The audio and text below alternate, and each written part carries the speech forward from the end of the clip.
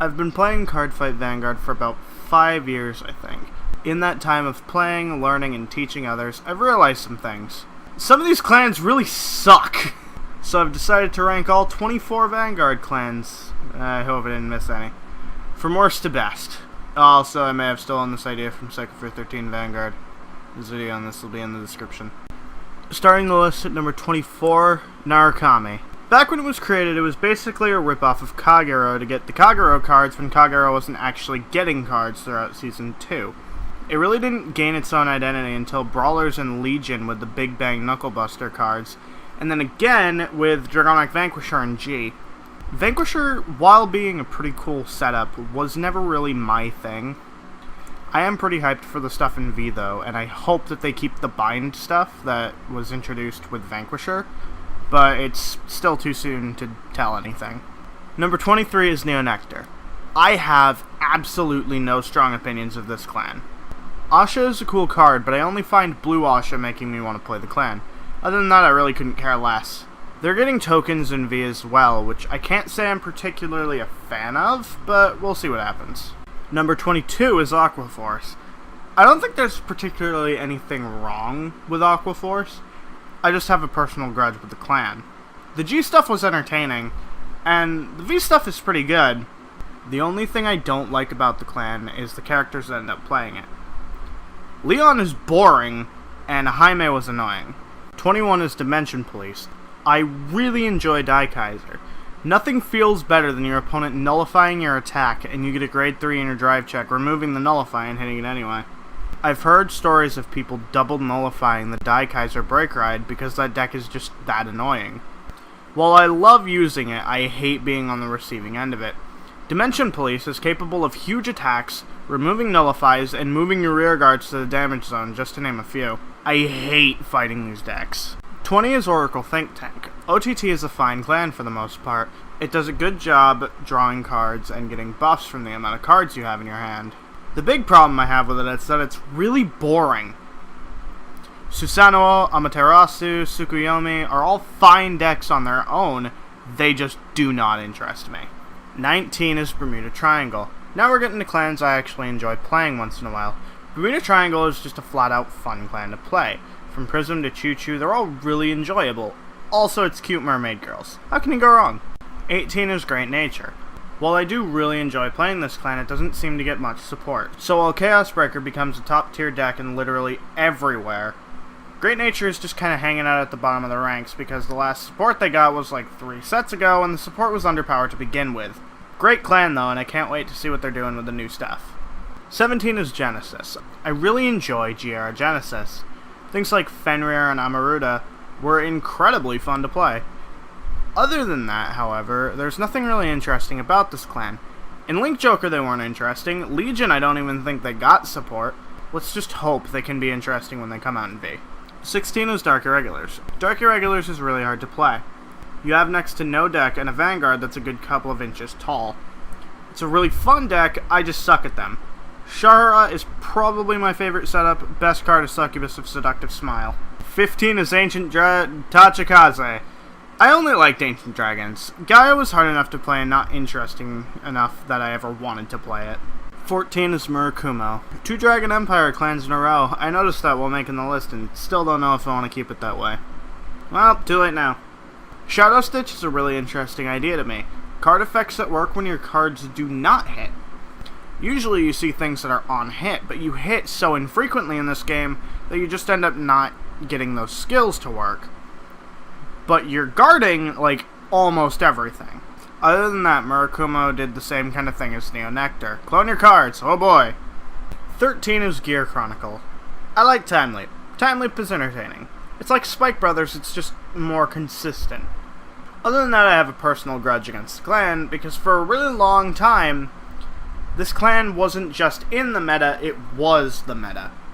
I don't usually pay attention to the meta, but when you see no one talking about any other clans anywhere, it does get kinda really annoying. I was so glad when Link Joker got support shutting down Zodiac Time Beasts. Finally, the meta hath been ceased. Also, Luard got into the meta, but I don't count Luard because Luard's not Link Joker. 12 is Grand Blue. Grand Blue is just a flat-out fun clan. It wasn't really interesting until G, but it's always been pretty fun. Of course, it did really stay under the radar until G. Too bad the character that played it was pretty ugh. I had little reason to care about Am. Throughout the whole series, she was one of the least sympathetic characters, and she was never really redeemed either. 11 is Nova Grappler. Up until GZ, Nova Grapplers have always been pretty underpowered. They're still underpowered even in V. Regardless of how underpowered they are, I've always had a love for this clan. I don't know why. I think it's probably because of Brutal Jack, who didn't get a V copy yet. How could you, Bushy Road? 10 is Pale Moon. I absolutely love Silver Thorns. Hari is pretty cool too, but I didn't end up playing G Pale Moon all that often. Also, all the people who played Pale Moon were pretty cool. Luna was the best. 9 is Nubatama. While I'm not really into Dominate, it's still a fun way to play. I do, however, really enjoy Afterimage. RIP, opponent's hand. Old Nubatama was pretty lame, though. 8 is Royal Paladin. Royal Paladins have always been kinda under the radar for me. While it's never been a bad clan, I've never really been totally into it. Like, Blasters are cool, but Blasters are kinda lame. Altmile is cool. End of sentence. With all that, though, it still only amounts to, it's alright. 7 is Gold Paladin. I don't like Ezel. Ezel's cards aren't that interesting, and Ezel himself doesn't appeal to me. I do look forward to the new Ezel stuff in V, though. Liberators are pretty cool, but I'm a much bigger fan of Avengers, and Gurguit was fun, but really complex to play at times. Honestly, it's very deserving of a spot in anyone's top 10. 6 is Mega Colony. Megas in the early seasons I was never really big on. It was towards the end of Stridegate that I started getting interested in Darkface. GZ gave them some much needed support, along with a pretty bleh dragon, and then boom, clan became good. Right now I've been maining V Mega Colony. As a Protect clan, it always ends up being really defensive, and I always end up getting a load of cards in hand, even though I only use 4 draw triggers. Now here's the thing. I'm going to be changing my list from when I wrote it down, because I realized I don't quite agree with what I wrote down. So if anything is confusing, blame Psycho Fear 13 Vanguard for his video idea. Again, I will link that in the description. 5 is Kagero. Blademaster and Kagero are super fun decks, but while they are, Kagero flies under the radar for me. Kinda like Royal Paladins does, but a little bit more forefront of that. The new Overlord stuff is alright as well, and I'm pretty hyped for the new Novo Vague stuff. I might actually start playing Kagero more. 4 is Link Joker. Messiah is really fun. Locking both fields leads to some interesting strategies and plays. Deleters are alright. They aren't very standout to me, but they aren't so boring that I wouldn't want to play them. Starvaders are a fine setup. They aren't really my kind of thing. I prefer more strategic playstyle to winning just because my opponent has nothing they can do. They can only attack with an 11k unit and get 2 free cards in hand, and that's it. That's all they're going to be doing for the rest of the game. That's just so boring. It's one thing if I leave your field locked because I'm playing Messiah, because I don't really get the chance to keep your field locked for a turn, but Starvaders do it so effortlessly, it's just kind of meh. 3 is Shadow Paladin. Revengers. I love Revengers. One of the first decks I got into was the Purgatory Revenger trial deck. I loved that deck and did my best to make it as good as I could make it. My deck focused on Raging Form Dragon, because while Phantoms were really cool, the luck-based effect of Raging Form Dragon was really interesting to me. As someone who considers themselves a very lucky person, the odds are in my favor, or so far out of my favor that it's actually funny. While Raging Form Dragon was really luck-based, it was a huge payoff for getting his skill off. I love this card, I love this deck, and I really hope Bushy Road releases a Revenger card, even if it's just Revenger in name alone, like a Trigger or a random grade 1. Even a Raging Form grade 2 or something. My avatar must be reborn. 2 is Spike Brothers. When I first began Vanguard, I didn't like Spike Brothers. Football? I don't watch football in real life, why would I want to play a clan based around football? It got a lot of power, but it didn't matter to me. I made my opinion of this clan. Eventually around G, I decided, screw it, I'm looking for something new to try. I built a Charge deck and fell in love. Charge is by far one of my favorite mechanics. It gives huge power bonuses and massive payoffs for those bonuses. The most I've gotten in Spike Brothers, I believe, was 7 attacks. That's nuts considering most decks only get 3. New V-Spike Brothers was kinda when I first saw it, but it's grown on me because it's able to handle itself in a really bad situation.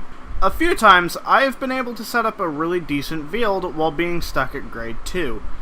For some reason, when I'm playing Spike Brothers, I do end up getting grade stuck pretty frequently. Number 1 is Angel Feather. When I first began Vanguard, I hated Angel Feather. I have a pretty bad fear of hospitals. Getting shots is no different, so seeing cards with massive syringes was kinda off-putting to me. However, like Spike Brothers, I was looking for something new. I tried out Gavrail and oh my god, I love this deck. It decks out super fast, but trading damage for huge buffs makes this super fun. Old Angel Feather has never been something I really wanted to get into, but in V we're getting Celestial cards, so I guess I'm gonna have to learn. Not many cards have been revealed as I write this, but knowing that this clan is Protect, like the clan I'm maining right now, makes me really excited for this new support. That's the end of this monster of a countdown. If you disagree with me, which I assume you do because all of this is subjective, write your list down in the comments. Or do what I did and steal this video idea. Again, Psychofear 13's video will be linked in the description. As far as I'm aware, these are going to be uploaded around the same time, so it should be there, but if it's not, it will be there soon.